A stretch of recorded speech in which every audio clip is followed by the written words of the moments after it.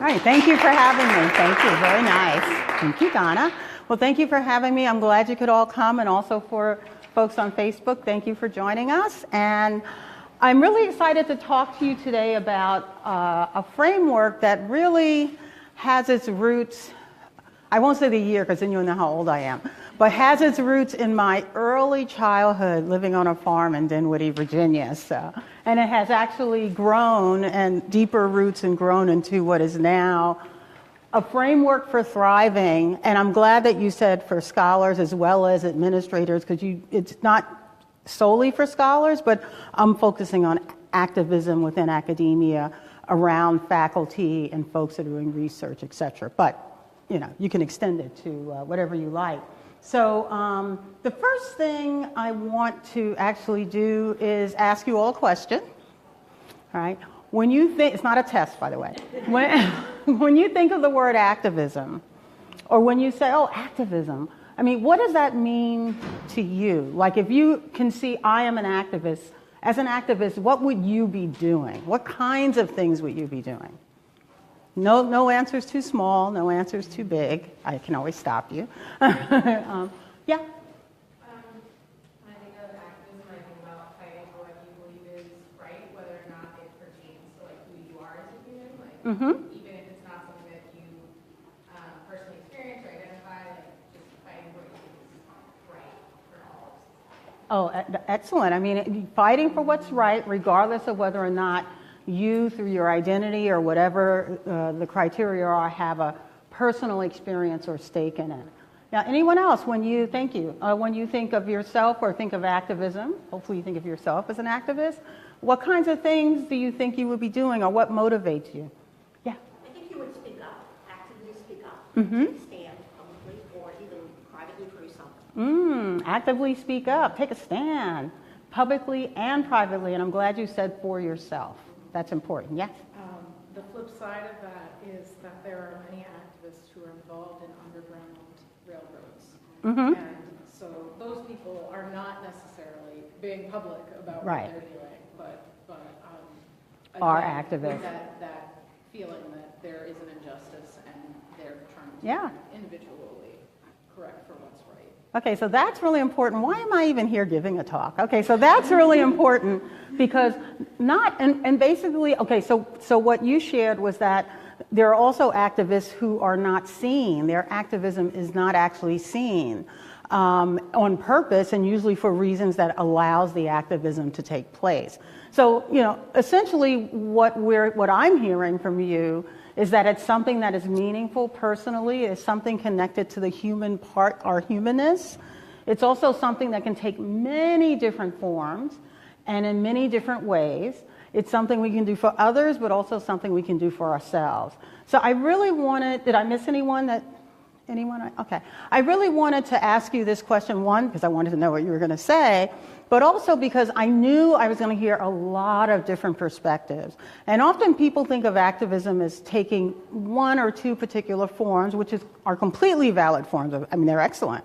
But there are so many ways to do activism. And what the Thrive Mosaic helps scholars do, the folks involved, is to do it in a very intentional and strategic way that also further develops the learning of the scholar who is under oppression of some kind, as well as their ally scholar who is in a position to do something. It is required that both are actively involved in their learning and expansion. And we'll talk in a little more detail about that in a minute. So this is a slide, I love showing this. So if you've been in my workshops before, you've seen this slide. People don't realize, or maybe they do, but when you're on a campus, I don't care if it's a campus where everyone looks the same, right? It is really one of the most diverse places you will ever, it's almost like a bubble within which is a whole bunch of diversity. Because even if everyone looks similar, we have different backgrounds. We're just different. We're different and unique. We have multiple identities. So it's a very complex kind of, ecosystem to navigate at times. And the myth is that by some magical fairy dust or whatever, Everybody knows exactly how to engage with every other kind of person in a way that is respectful and honors the full personhood of the other person and all, because we all just know how to do this, right?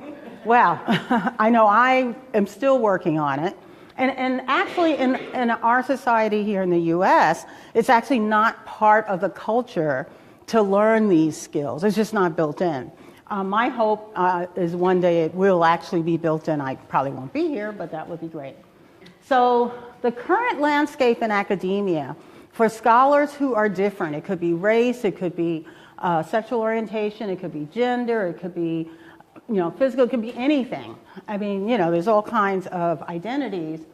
That the differentials in the kind of cultural capital, what people bring, what they've learned growing up and that they bring, and we'll look at that later.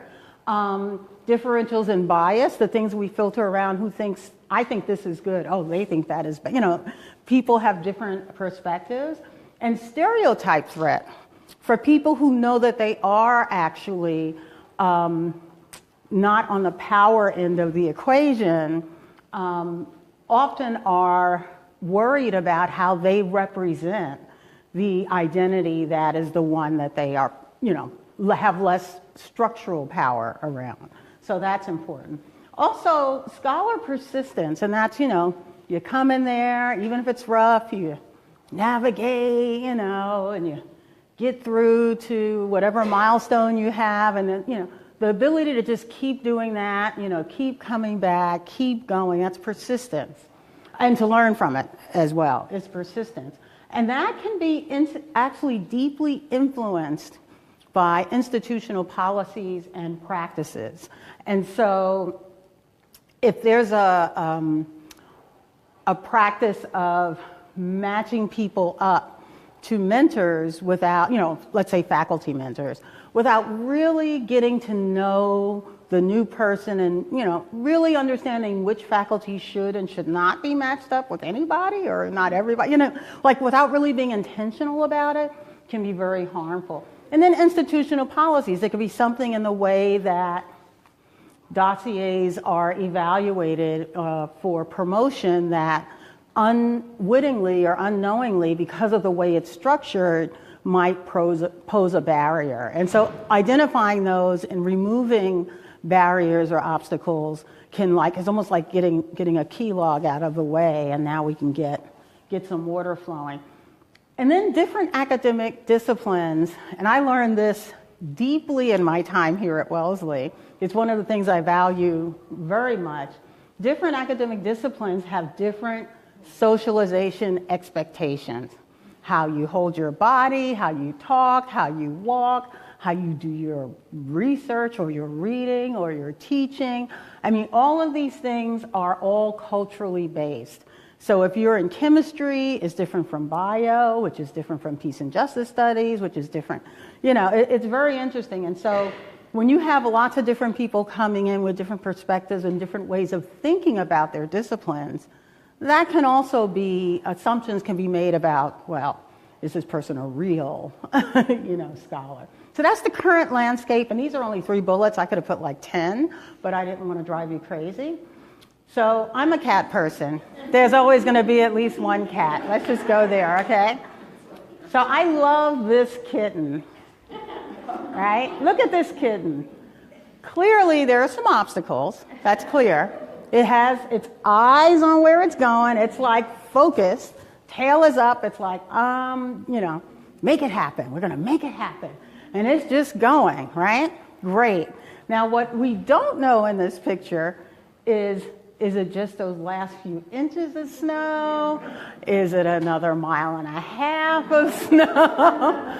Is it, a 30-year career worth of snow? We don't know that, right? And so just having access, if there is a snow bank you have to navigate versus, beautiful green fields or some equivalent, it does not imply equity in experience and an outcome, okay? And your ability to thrive, because right now this cat is concentrated on let's just make this happen and get through, and not really able to take some of that energy to really breathe, be mindful, and think about how they can thrive and try something new here. And, they just have to make it through that snowbank. And so I love that picture, by the way, because it actually just sums it up. The first time I saw it, I was like, that's me. It's like, okay. So to give you an idea of, and there's always some kind of control diagram or flow chart as well, sorry, is that the challenges that are often faced by underrepresented, and I don't just mean racially underrepresented, although I'll talk about race often in this talk because, and gender occasionally, simply because I happen to be an African American woman, and when I was designing this, it was really for myself initially, but then all of my colleagues in grad school started using it and stuff. But, we found that it basically, I have friends who are in the corporate world that, have their Thrive Mosaic. So, but essentially, it helps to minimize stereotype threat, biases, and microaggressions, and it doesn't make them go away, but it helps minimize the impact of them, and we'll talk about that. It helps to disrupt some of the environmental influences, some of which are institutionalized and people don't even realize it's just part of the regular practice. And it also helps to maximize, and this is something that's really, really important, and I know this just from my work here and at MIT, and probably at Harvard too, I'll find out. It maximizes advocacy and leadership opportunities. So what do I mean by this is really important? The one thing I've noticed and I've witnessed over, well, almost like a minute, but double-digit years, is that when someone is mentoring someone, with the best of intentions, often, including myself, when I'm mentoring someone with the best of intentions, let me use myself as an example, because I try to catch myself, because this is a condition that all of us do this. If the person is in some way, even if I just say in my head, oh, she reminds me of me when I was, it's just going to be a different kind of mentoring. It's not like I say, I will now mentor this person differently. It just seems natural. It just flows, opportunity, things, I'm going to nominate you. Oh, why don't you come to this conference with that? It's just going to happen, it's just, now, if you're not paying attention, if you're not intentional, and you're not mindful, it'll just happen, right? Advocacy and leadership or other opportunities are one of the most, and I should have put a reference there, but I can always give you one of the most significant factors in the underdevelopment of scholars who are different from whatever the dominant culture is.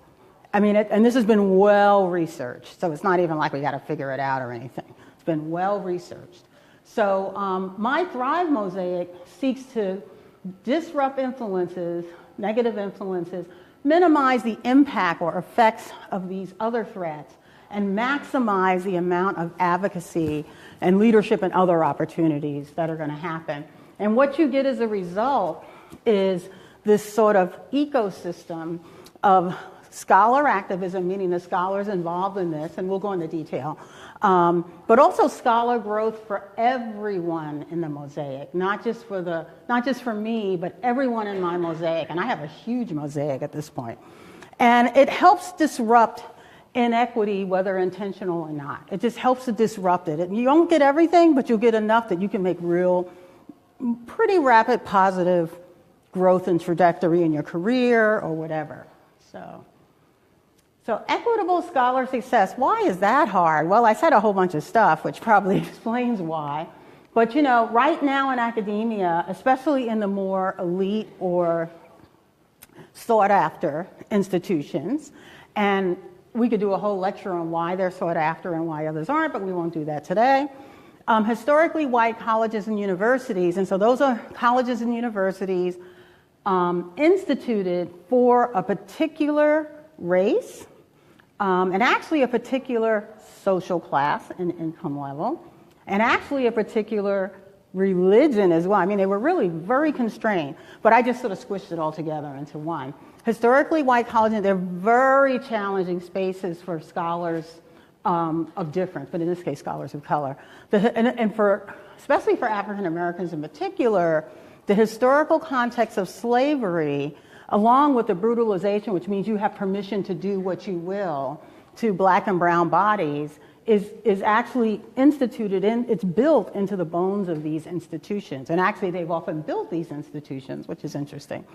And then the normalization of exclusion, the fact that, no one's speaking up or no one's pushing back, but it's, even though people know we did this search and it's sort of, but nobody really, yeah. That kind of thing is it's very difficult to overcome. So even if you're on a search committee, for example, and you know it's wrong and you just know, but the other 5 people, well, and then after a while, that's just the way we do our searches, right? And then entitlement to racial comfort. So Robbin D'Angelo, if you get a chance, look at her work on white fragility. It's amazing. And so basically, and this is just one of the characteristics of that fragility, the feeling of entitlement to not having to think about race, to being comfortable. Right? But there's a whole list of other things. I think I have a few of them later on. So with all of these things in place, even to push back is, it's going to perturb things a little bit. It's not comfortable. Right? And depending on the culture you were brought up in, being comfortable is just something you're just comfortable.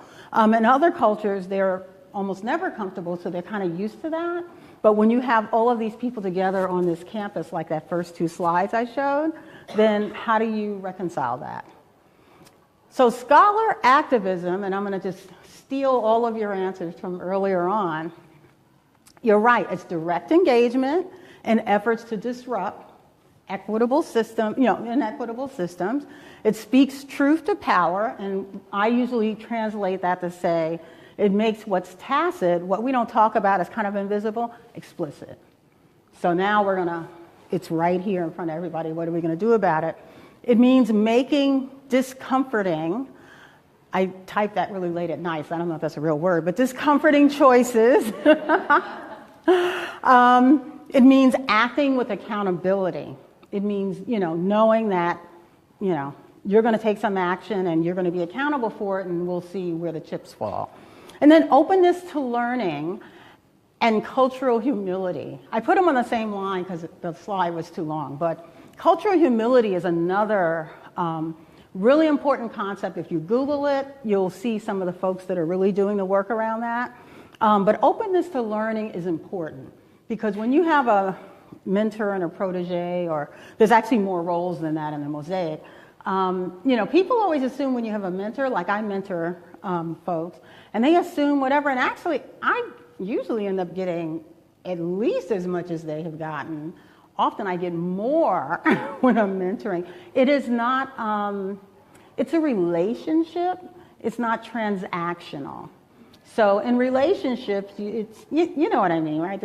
It's the kind of relationship where you're not measuring to see who's getting what. Or maybe you are, but anyway, I don't know.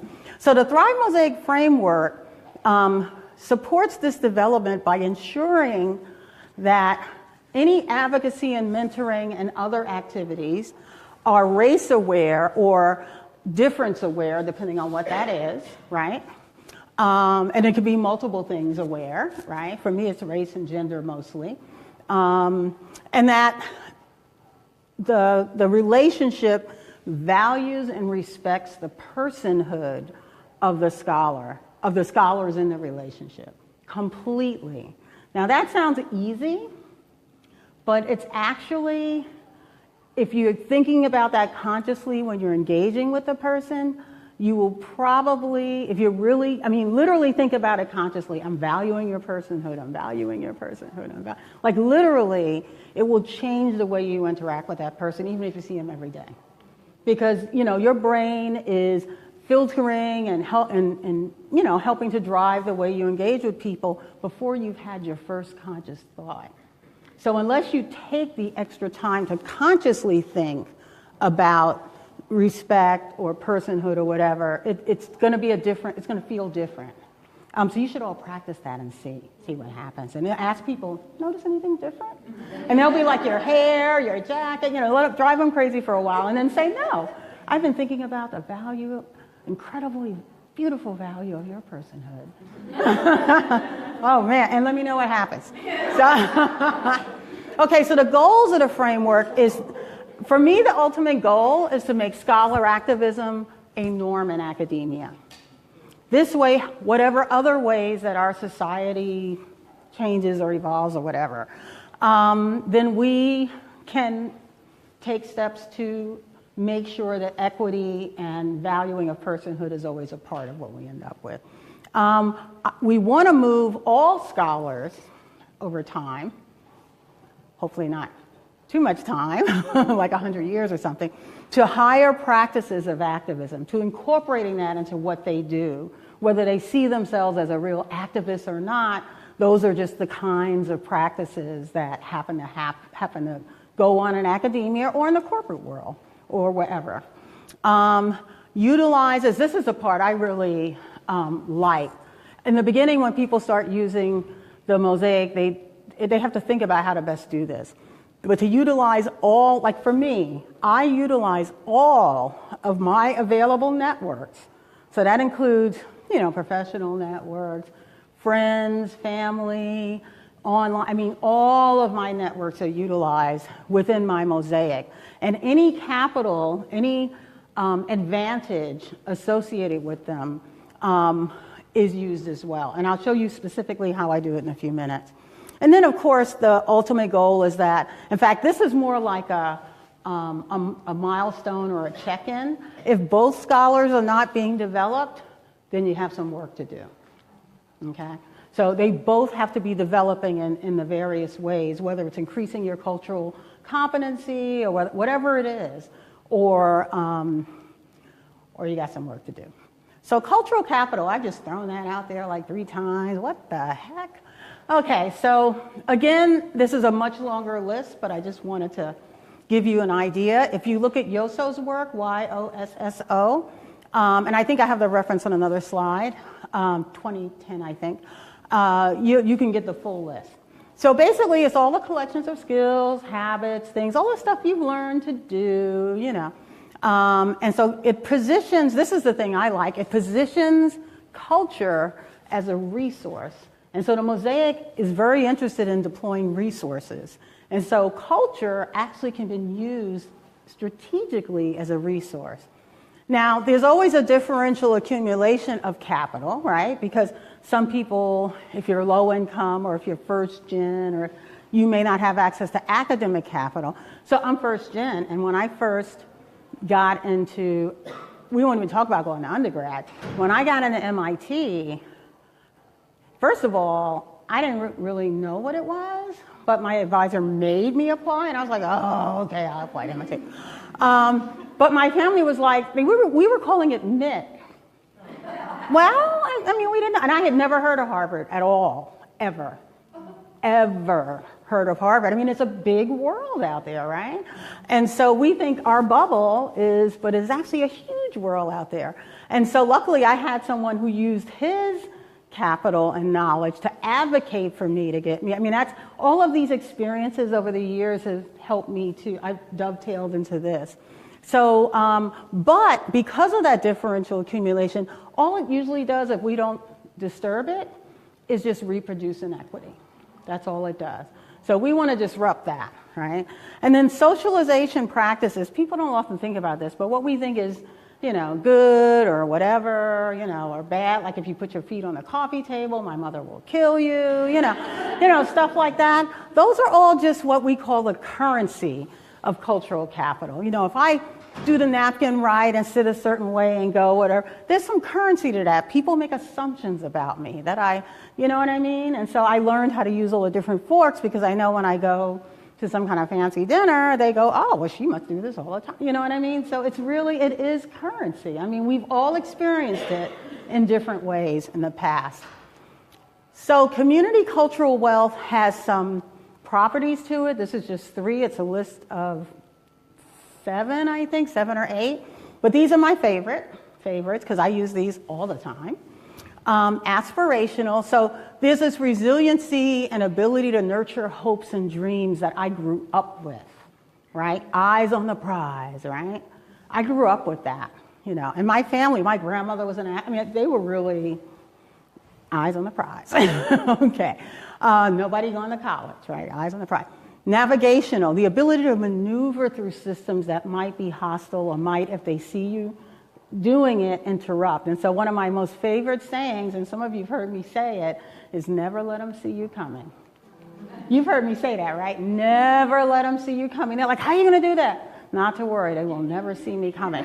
So I have to come up with a strategy in a way that by the time they see me, I'm already in, right?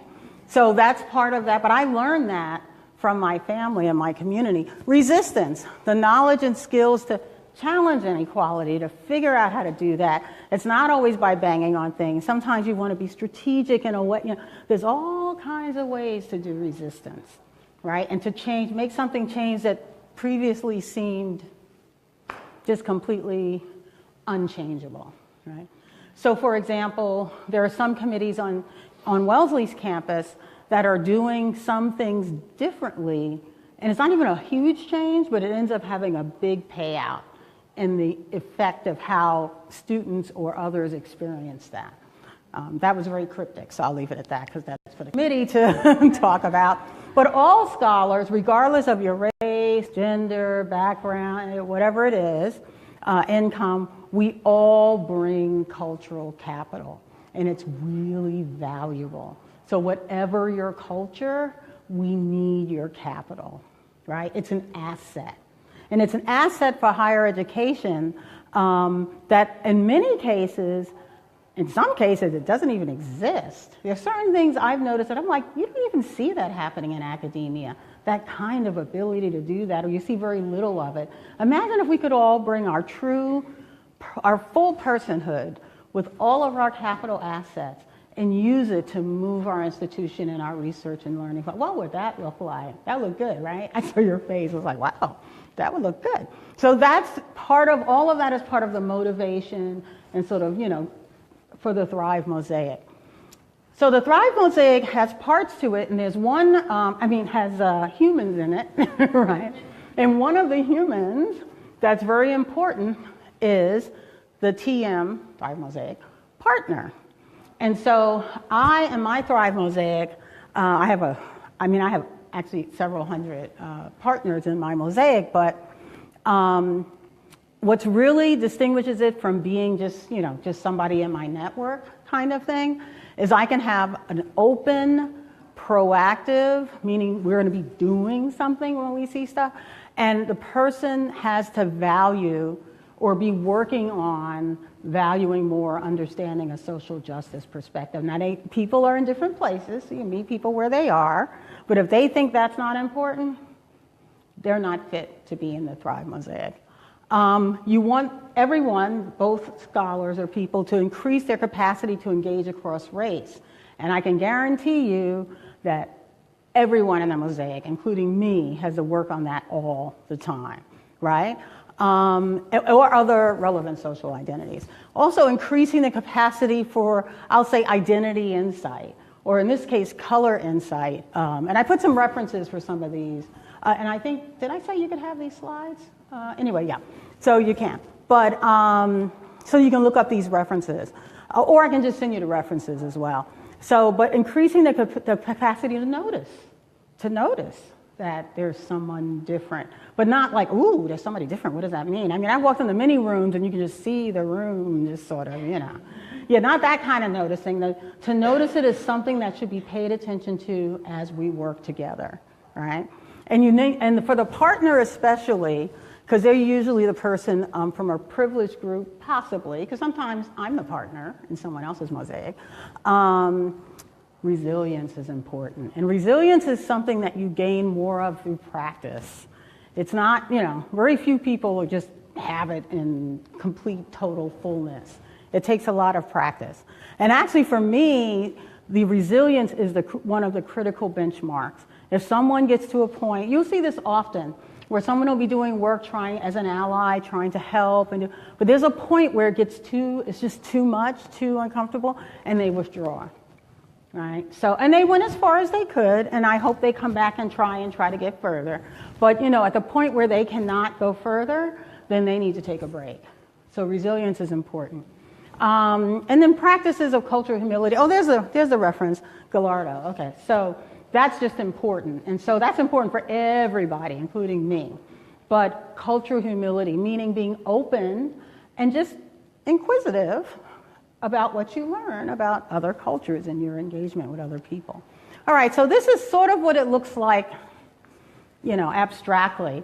I know I talked about mentor, but actually what I did was I broke it out, those relationships, into 6 very specific roles. And I'm going to go into why. So one is mentors. We all think we know what that means, but I'm sure the bubble of everyone's head, it has something different. An advocate is someone who is not your mentor. They're someone who is always looking for opportunities for you, things they can nominate you for, things they can encourage you to apply for. And they're thinking about it in terms of, okay, how come there's no women ever on this thing? Let me really encourage, that kind of thing. How come there are no people of color? How come there's no transgender? How come? They're always doing that. They're just thinking about it. And you talk about it with them when you do your check-in. An associate is, I have so many associates. That's how I get things done. So there's someone who is like an accountability partner. And so I have associates around writing, around all kinds of things. And so, it's someone that makes sure that you continue getting whatever it is you're trying to do, whether it's learning more about how to engage across race. I have that kind of thing. It could be absolutely anything. But what's important is both scholars are aware of what's important about the personhood and the identities of each and how that might change what the experience is going to be for each. Like you're not just sort of blindly, so you almost never say something like, wow, I never see that happen. That's never happened to me. Like you will have enough color insight to know that, well, you're a different color. And so, of course, it won't be a shock. It'll just be something to figure out how to strategize around, right? And so connectors, this is usually where people come into my Mosaic. I call it I don't want to say lowest level because it's not, but it's an easier entry point into my Mosaic, right? So connectors are people who are willing to connect you to their networks or other people and are actively thinking around your identity and other aspects about the networks that you probably will not know even exist and work to get you into those networks. So I've gotten to be in quite a number of networks or societies or things like that I didn't even know existed and that were opportunities because my connectors, did it. Now, being a connector is not risk-free. You can imagine all of these can have some risk or discomfort because you're pushing against the way things already are. Connectors sometimes, I had a friend that was trying to bring me into this, it was related to computer science, this, like a society, like not a private society, but people that focus on a particular area of computer science, which is mine, self-organizing systems, and, however, and they had a few women in there, although that caused a little for a while, years ago, but they didn't have any people of color at all. And he was really like, I want you in this group. This group would be lucky to have you in it and have your ideas and stuff. And of course you'll learn and then you'll be connected to a number of people in this group can really, help you with whatever, advancing whatever you're interested in. And they ended up, rather than let me join the group, they exited him from the group. So it's risky. Oh yeah, this actually does happen. And so, I've had things like that happen when people have tried to help me. So there's some risk, there's some danger. And so all of your partners have to be willing, and it's uncomfortable, right? So you have to be willing to take a risk and deal with the discomfort. And he hasn't given up though, he's going back. But, and at some point then I'll be back and then we'll see what happens. But this is the experience for a lot of scholars in the academy. And it's only when you have allies that have privilege in areas that you don't they've never seen any of this. And so, they're just like, wow, that's really, no, actually this happens, I'm never surprised when it happens. I almost expect it. And then the last two are less relational, and they are more transactional. Coaches and targeting. So coach is like an athletic coach, right? They figure out what you do well, they build your star power, they can kind of look at you do your thing and help you figure out where your weakness is, all that kind of stuff that's good to know. But it's really important, and they may suggest some strategies or things to try to improve or to move something forward. Like I've had an executive coach before, and so my coach was helping me with stuff. But I interviewed her before I hired her. She was actually the second one I interviewed, because I said, let's talk about what I think is going to be important to your ability to coach well, to do your job well. I said, I am a black woman. I said, but even beyond that, I am an African American black woman. Right? So there's a historical context to that in the place we're standing in this country. Do you understand how that might impact? And so she was really something. I worked with her while I was here. She was like, first of all, she was like, oh, it just happened. And then once she, and I was like, breathe. So she calmed down. And she said, well, I don't really have a lot of experience, but actually, I probably should know more of that. I said, yes, you should. I said, tell you what. Why don't you look up a couple of things? I gave her a couple of things. I didn't go look for articles for it. Just do your own homework, right? And why don't you give me a call and we can talk about, what you have in mind and how that connects to that. And she did, and so I hired her, right? So it's transactional, but it's not blind, right? And then targeted training is just what it sounds like, sort of just-in-time, on-demand training. Depending on what it is, I may not, they just won't end up in my Thrive Mosaic, because why would they be in there? But if it's targeted training around something like fundraising, which I've been getting targeted training around, it's important what I bring when I walk into the room. And I need someone who knows that and has experience with that so I can be successful at that. So this is what I mean. So all of these roles really come out of all of your networks. So your network is actually, this is a worksheet. I'll get back to that. I'll come back to that. So in the beginning, your network is everybody, everything you know. There might be a few little green dots in here of people you already, mentor or talk with around these issues. Then you identify just from your current network. You haven't gone looking yet. Just, people, who, you're going to start bringing in, which means you have a conversation with them about it. And then over time, what happens is they know people they think you should meet or whatever. Plus, you're also always meeting people, and as you get to know them, so it gets bigger and bigger. My goal is that everything is green, which this picture does not depict. But I would like everything to be green, but I'll settle for most of it to be green, all right? Because then that's a really focused, what did I do? That's a really focused way. So how much time do I have left? What time is it up there? 15 minutes. Oh, we're doing great. Okay. So there's a worksheet. I actually have a newer version, but I couldn't find it last night. There's a worksheet that I use when I'm doing this as part of a workshop. Usually it's a 2-3 hour workshop. And so, and it's the part of the workshop where people are really trying to think, and it's hard to think about, who would I consider inviting or vetting, really, into my Thrive network. And, usually they don't even fill in all 3 lines on each one. It's actually harder than it looks, and it depends, it depends.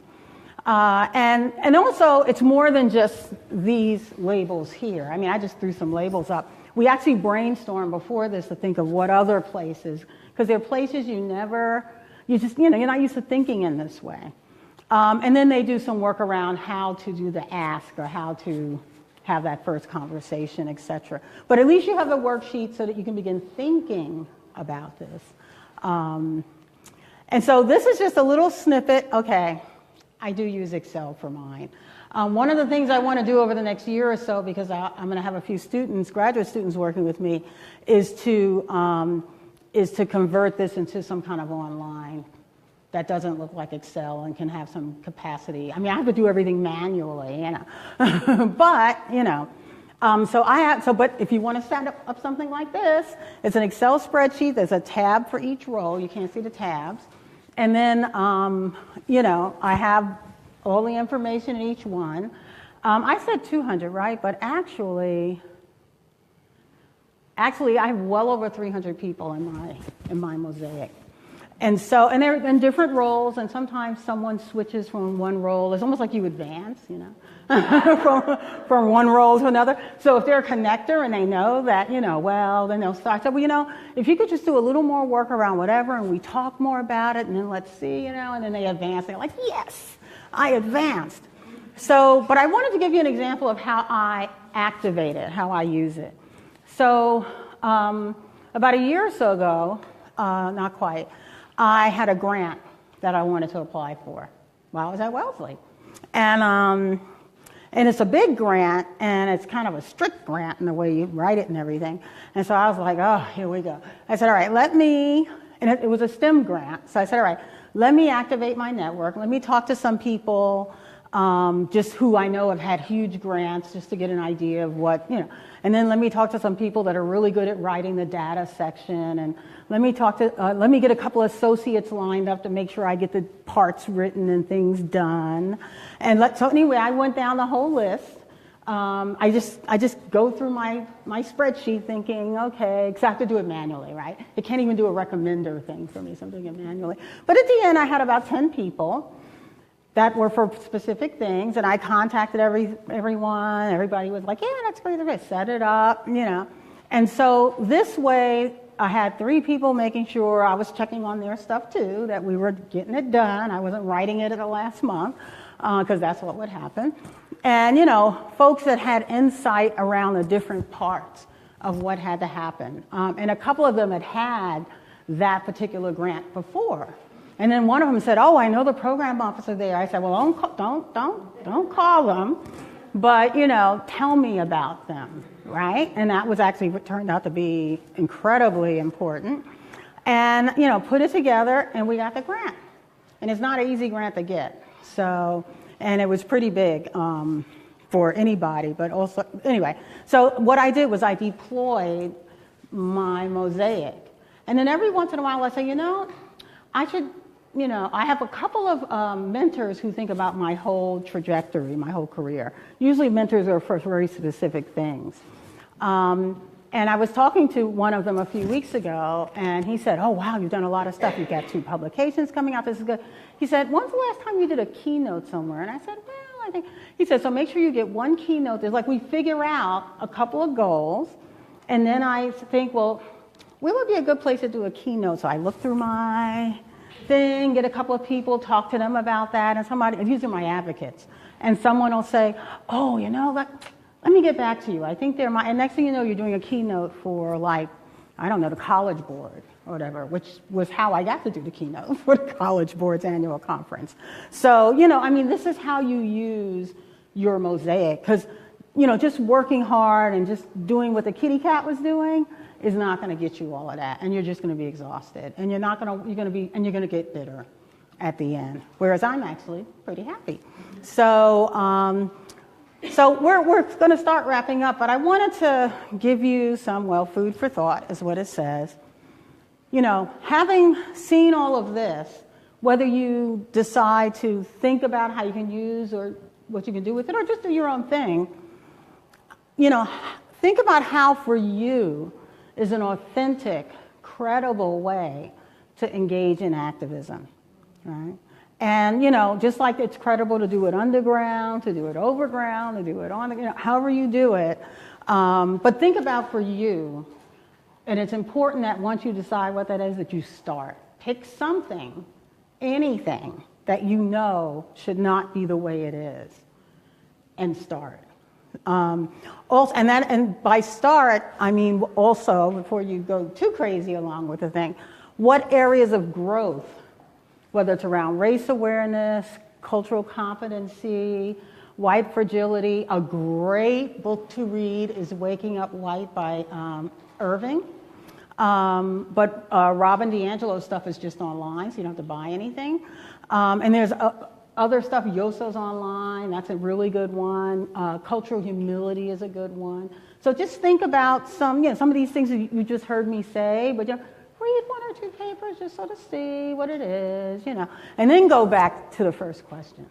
And just keep doing that as you're sort of enriching and developing yourself.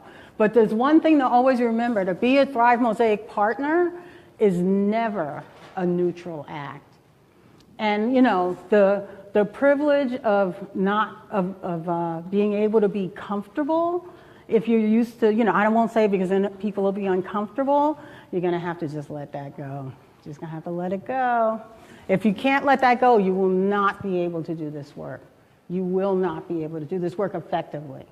Or in a way that does not, often what happens in some way, additionally marginalize people who already are. People think they're doing something good, and it's actually quite painful to experience it.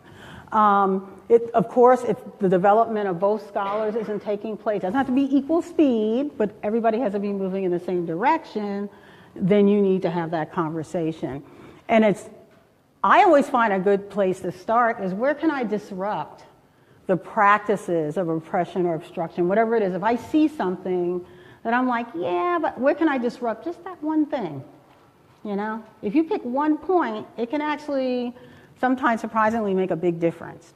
And then increase opportunities in thriving for marginalized scholars. Think whether it's your colleagues, your students, your professors, your, I don't even know who, your friends, Really think about how you might be in a position to increase opportunity. It could be a first year and your third year, you know what I mean?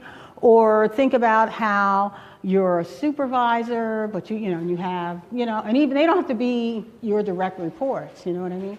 But think about what are some opportunities that you can, connect with a person and then, get their permission to be their Thrive advocate, their TM partner, and that's what you focus on all the time when you're thinking about that person. So think about if we could do that for one another just on this campus. Can you imagine what that would be like? That would be incredible. And so on that note, I will stop going on, but I must say, I'm going to get choked up. My nephew, I just love him. You all know that. Everything I do, and at the end of most of my papers around these social justice issues, it always says, for Brandon, I remain resilient so you may know bravery as your legacy. So it's important, it's personal. All right, thank you.